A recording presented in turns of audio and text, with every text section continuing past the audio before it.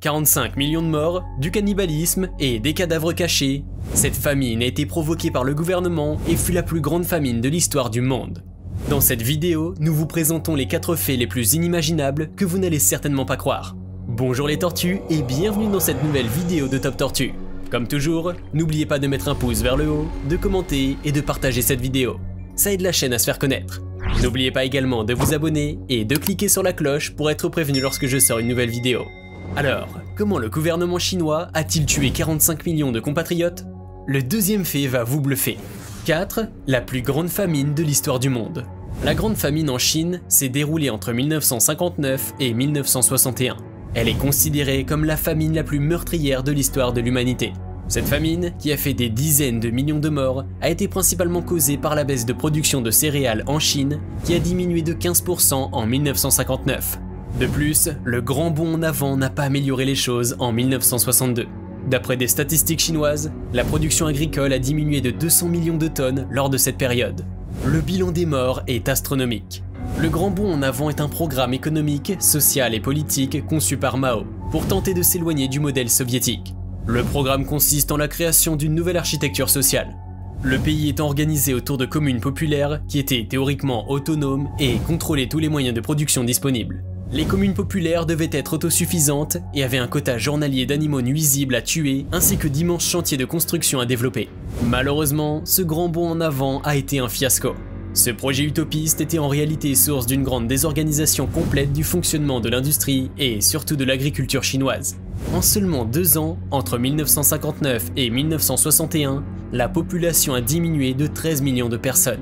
Le taux de natalité est passé de 2,9% en 1958 à 2% en 1960 et le taux de mortalité est passé de 1% à 2,5% lors de cette même période. Selon des témoignages, dans certains villages, des centaines de cadavres étaient alignés et des chiens mangeaient les corps. Les chiffres estimant le nombre de victimes varient énormément entre les spécialistes. Mais d'après de nombreux journalistes et associations, le nombre de morts est compris entre 15 et 55 millions. De nombreux documents font aussi état de cannibalisme humain pratiqué à la suite de la famine. 3. Le gouvernement a tué 45 millions de personnes.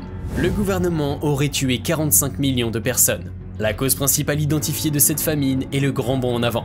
Des millions de paysans étaient forcés de quitter leur exploitation afin de fournir la main-d'œuvre nécessaire aux nouvelles activités de l'État. Le gouvernement indiquait des taux de croissance de 100% voire 150% lors de cette période. Mais ces annonces étaient largement mensongères. De nouvelles techniques agricoles furent mises en place par le gouvernement chinois.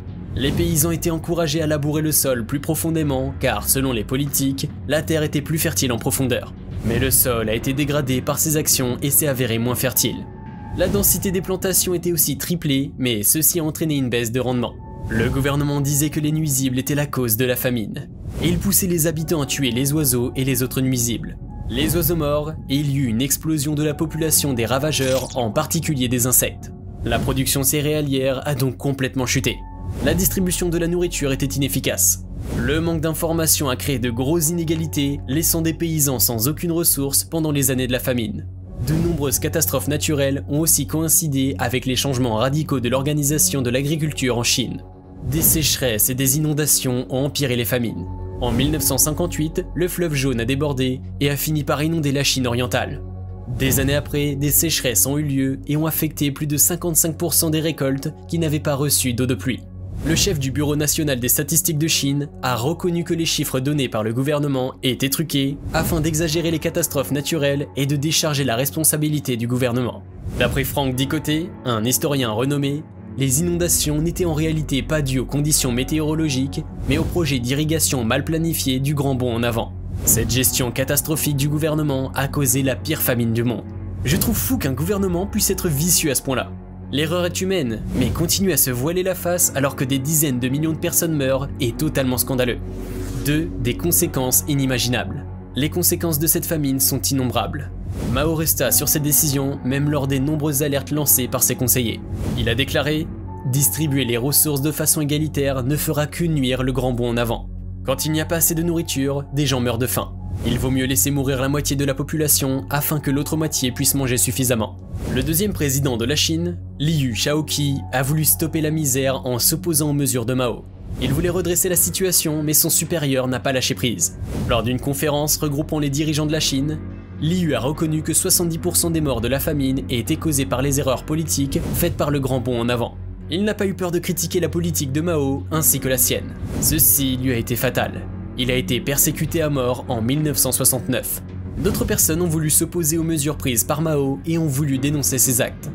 Shaki Gyaltsen a dénoncé la famine au Tibet en 1962 dans un rapport. Il a aussi lancé une pétition afin d'avertir la population. Mao a voulu décrédibiliser la pétition, disant que ceci était fait pour mener à une guerre civile. Shoueki est finalement exécuté afin de mettre fin aux accusations. Xiaoping a repris la direction de la Chine en 1978. Il lança alors des réformes afin de développer la Chine et d'ouvrir sa culture au monde. Il reconnut que cette terrible famine était en grande partie le résultat d'une série de catastrophes naturelles aggravées par des erreurs de planification. Les spécialistes à l'international sont tous d'accord sur le fait que les changements politiques et institutionnels qui ont accompagné le grand bond en avant sont les causes majeures de la famine. En 1981, la famine est reconnue par le Parti communiste chinois qui admet que ces horribles années ont été causées par des erreurs politiques et par les mauvaises décisions du grand bond en avant. Des démocrates ont notamment révélé des chiffres inimaginables avec le recensement en 1982. Les données étaient jusqu'ici faussées et aucune publication n'avait été détaillée ni reconnue comme véridique. Le gouvernement chinois cachait les vrais chiffres à la population et au monde entier afin de ne pas créer de débats et critiques. Un sujet tabou. L'effet de cette famine reste assez peu communiqué. Le sujet reste tabou en Chine car il met en question la responsabilité de Mao Zedong. D'après un témoignage d'une famille de paysans à cette époque, la moisson en 1959 était plutôt bonne. Mais les cadres du parti ont pris la totalité de leurs réserves et de leur production.